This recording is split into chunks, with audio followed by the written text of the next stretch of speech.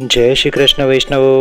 पुष्टि महाराज चैनल पर आजना श्री वल्लभ चरित्रना सत्संगમાં આપ સહુનું સ્વાગત છે।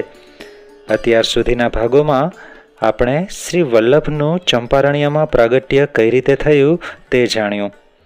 બાલ્યકાળથી જ શ્રી વલ્લભની દેવી પ્રતિભાનો સહુને અનુભવ થવા માંડ્યો। હવે શ્રી વલ્લભનો યજ્ઞોપવિત સંસ્કાર કરી વિદ્યાભ્યાસ માટે મોકલવામાં આવે છે, જે આજના સત્સંગમાં જાણીશું। જ્યાં થોડાક જ સમયમાં સકલ શાસ્ત્રોનો અને ગ્રંથોનો અભ્યાસ કરી વિદ્વાનોને શાસ્ત્રાર્થમાં હરાવી વાકપતિના નામે પૂજનીય બને છે અને માત્ર 10 વર્ષની ઉંમરે પહેલી ભારત પરિક્રમા કરવા નીકળી પડે છે। તો આ બધું જાણવા માટે આજનો સત્સંગ અંત સુધી સાંભળજો અને આ સત્સંગ સાંભળતા સાંભળતા સહુ વૈષ્ણવો માટે નીચે કમેન્ટ બોક્સમાં જય શ્રી કૃષ્ણ લખી મોકલવાનું ભૂલતા નહીં અને સાથે સાથે વિડીયોને લાઇક કરી બીજા વૈષ્ણવોને પણ મોકલી દેજો। સત્સંગ સાંભળતા આટલું તો કરી જ શકીએ ને। તો ચાલો આજના સત્સંગની શરૂઆત કરીએ। શ્રી વલ્લભાધીશ કી જય। શ્રી લક્ષ્મણ ભટ્ટજીના જ્યેષ્ઠ પુત્ર કેશવ જન્મ પછી તરત જ હરિશરણ થયેલા। શ્રી વલ્લભની 5 વર્ષની વય થઈ ત્યારે શ્રી લક્ષ્મણ ભટ્ટજીને ત્રીજા પુત્રની પ્રાપ્તિ થઈ। તેમણે માન્યું કે અમારો મૃત જ્યેષ્ઠ પુત્ર જ ફરી જન્મ્યો છે, એટલે તેનું નામ કેશવ પૌરી રાખ્યું। આમ શ્રી લક્ષ્મણ ભટ્ટજીના કુટુંબમાં 3 પુત્રો અને 2 પુત્રીઓ થયા। શ્રી વલ્લભ 8 વર્ષના થયા ત્યારે તેમનો યજ્ઞોપવિત મહોત્સવ યોજવાનું નિશ્ચિત કર્યું। રામનવમીના શુભ મુહૂર્તમાં ધામધૂમપૂર્વક આ મહોત્સવ ઉજવવાનું નક્કી થયું। ભટ્ટજીએ પોતાના સર્વ સંબંધીઓને યજ્ઞોપવિતની મંગલ પત્રિકાઓ મોકલી આપી।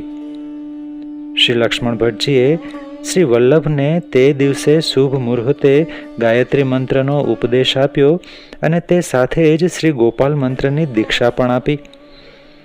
ત્યારબાદ સફેદ ધોતી ઉપરણાના વસ્ત્રોમાં બ્રહ્મચારી વેશે શોભતા શ્રી વલ્લભે કૌપિન, દંડ, મૃગચર્મ અને યજ્ઞસૂત્ર ધારણ કર્યા।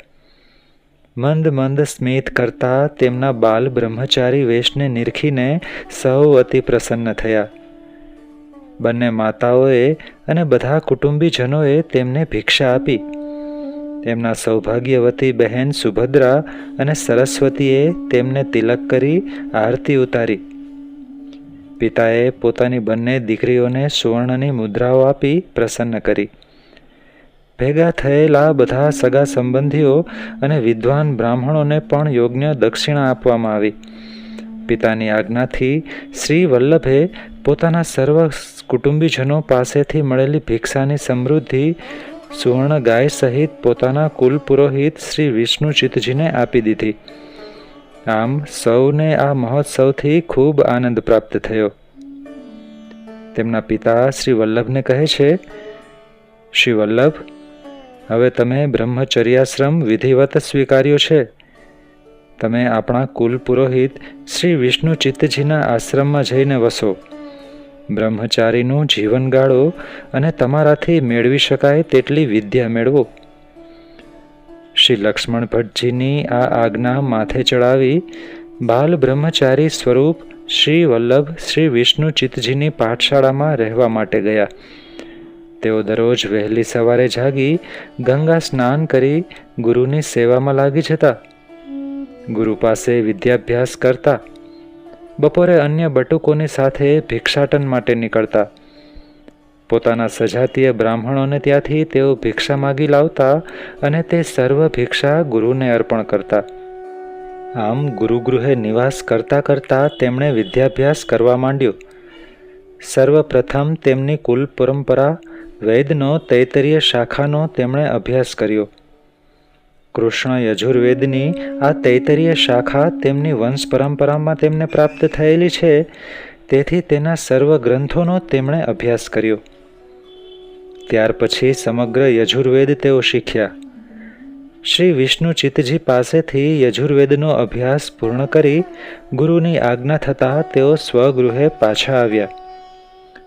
શ્રી લક્ષ્મણ ભટ્ટજીએ શ્રી વલ્લભને ખૂબ જ થોડા સમયમાં યજુર્વેદમાં પ્રવીણ બનેલા જોઈ ખૂબ સંતોષ વ્યક્ત કર્યો. તેમના ઋગ્વેદ અને સામવેદના અભ્યાસ માટે શ્રી વલ્લભને તિરુમલ્લજી નામના વિદ્વાનની પાઠશાળામાં મોકલ્યા. ત્યાં પણ અતિ અલ્પ સમયમાં આ બંને વેદોનો અભ્યાસ પૂર્ણ કર્યો.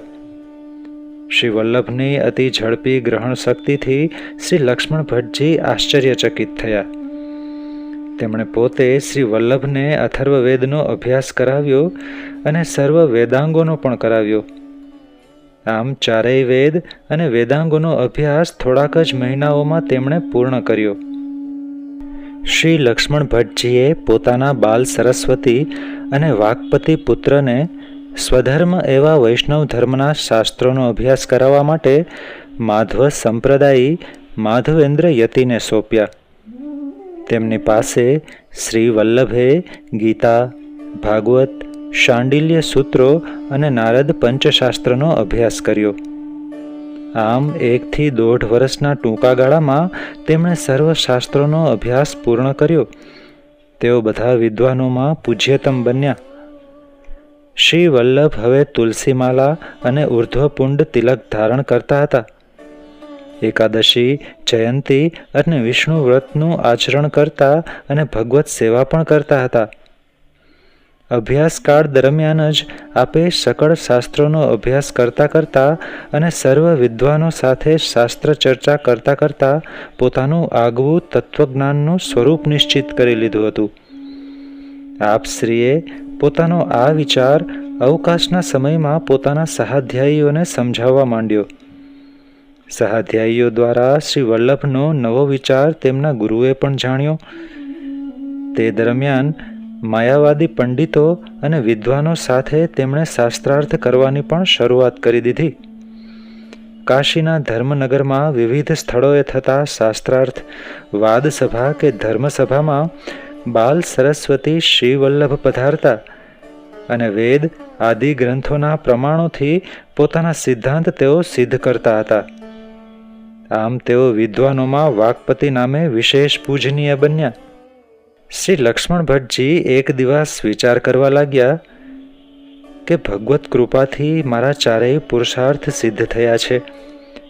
મેં બાલ્યાવસ્થામાં ગુરુની સેવા કરી વિદ્યા મેળવી, અગ્નિહોત્ર બની સર્વ વૈદિક ક્રિયાઓ અને સોમયજ્ઞ સંપન્ન કર્યા. અમારા પૂર્વ પુરુષોને પ્રાપ્ત શ્રી મદન મોહનલાલજીનું આરાધન પણ કર્યું. હવે આ જીવનમાં કોઈ લૌકિક કે અલૌકિક ઈચ્છા બાકી રહી નથી. મારા જ વિચારોનો પ્રચાર કરે એવો અલૌકિક પુત્ર પણ પ્રભુએ મને આપ્યો છે. તે ભગવત સ્વરૂપ જ છે એની પૂરી ખાતરી મને થઈ ચૂકી છે. તેના વિટના આટલા ઓછા સમયમાં તે સર્વ શાસ્ત્રોમાં નિપુણ કેવી રીતે બને? તે જરૂર ભગવાનનો મુખારવિંદ અવતાર છે, સરસ્વતીનો પતિ છે. હવે આવા પુત્રને સર્વ ભાર સોંપી હું આ દેહનો ત્યાગ કરું તેનાથી રૂડું બીજું શું હોય? હવે જગતમાં કોઈ તૃષ્ણા બાકી નથી, કોઈ કર્તવ્ય પણ બાકી રહેતું નથી. આમ વિચાર કરતા કરતા તેમણે યોગ સમાધિ સાધી. સમાધિમાં પૂર્ણ તેજ સ્વરૂપે ભગવાને દર્શન આપ્યા અને આજ્ઞા કરી, દીક્ષિતજી, તમારા ઘરમાં શ્રી વલ્લભ સ્વરૂપે હું જ પ્રગટ થયો છું, તેમાં સંદેહ કરશો નહીં. તમે મને મેળવીને કૃતકૃત્ય થયા છો. તમારે હવે જીવનનું કોઈ કર્તવ્ય બાકી રહ્યું નથી. તેથી તમે માત્ર મારી સેવા કરો અને હવે મારા બ્રહ્મલોકમાં પાછા આવો. સમાધિમાં ભગવાનની આવી આજ્ઞા થતાં લક્ષ્મણ ભટ્ટજીએ પોતાના પત્ની ઇલમાજીને આ સર્વ હકીકત કહી અને મકર સંક્રાંતિ પર્વ ઉપર ભગવત ઈચ્છાથી શ્રી લક્ષ્મણ ભટ્ટજીએ તેમનો દેહ છોડી દીધો. તેમના બીજા પત્ની યલમાજી હરિશરણ થયેલા પતિની સાથે સતી થયા. તેમના જ્યેષ્ઠ પુત્ર રામકૃષ્ણજીએ પિતાની શ્રાદ્ધાદિક સર્વ વૈદિક ક્રિયાઓ કરી અને શ્રી ગયા તીર્થ જઈ પિતૃશ્રાદ્ધ પણ કર્યું. ત્યાર પછી તેમના સૌથી નાના ભાઈ કેશવની મુંડન વિધિ કરી તેમણે પોતાના મૂળ વતન કાંકરવાડ જવાનો નિશ્ચય કર્યો.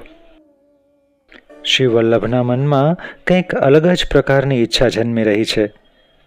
શ્રી વલ્લભ પોતાની માતાને ઈચ્છા જણાવી રહ્યા છે, માતાજી, આપ આજ્ઞા આપો તો હું ભારત પરિક્રમા કરું. આજે ભારત જેવી પવિત્ર ભૂમિમાંથી સર્વ ધર્મો નાશ પામી રહ્યા છે. પ્રજા ખૂબ દુઃખી થઈ રહી છે. ત્યારે એક વખત દેશાટન કરીને સર્વ તીર્થોના દર્શન કરવાની, બધા વિદ્વાનોનો સંગ કરી ધર્મશાસ્ત્રોની ચર્ચા કરવાની અને ભારતની દુઃખી પ્રજાને બની શકે તેટલું સાંત્વના આપવાની મારી ઈચ્છા છે. આપ પરિવાર સાથે જનાર્દનજી કાકાની છાયામાં રહો અને મને એક વખત સમગ્ર ભારતની તીર્થયાત્રા કરી આવવા દો. તેમની માતા કહે છે, વલ્લભ, હજી તો તમે માંડ 10 વર્ષના છો. આટલી નાની વયમાં તમે એકલા ભારત યાત્રા માટે મોકલતા મારું મન કેમ માને? માતાજી, તમે મારી ચિંતા ન કરશો. પિતાજીના શિષ્યો શંભુ, સ્વયંભૂ, વિભુ અને સ્વભુને સાથે લઈને હું જઈશ. પ્રભુ ઉપર વિશ્વાસ રાખો. સત્કાર્ય કરનારની કદી દુર્ગતિ થતી નથી. માતાએ શ્રી વલ્લભની ઉત્કટ ઈચ્છા જાણી તેમને ભારત યાત્રા માટે આજ્ઞા આપી અને તેઓ સૌ કાકા જનાર્દનજીને સાથે લઈને કાંકરવાડ જવા માટે પ્રયાણ કર્યું.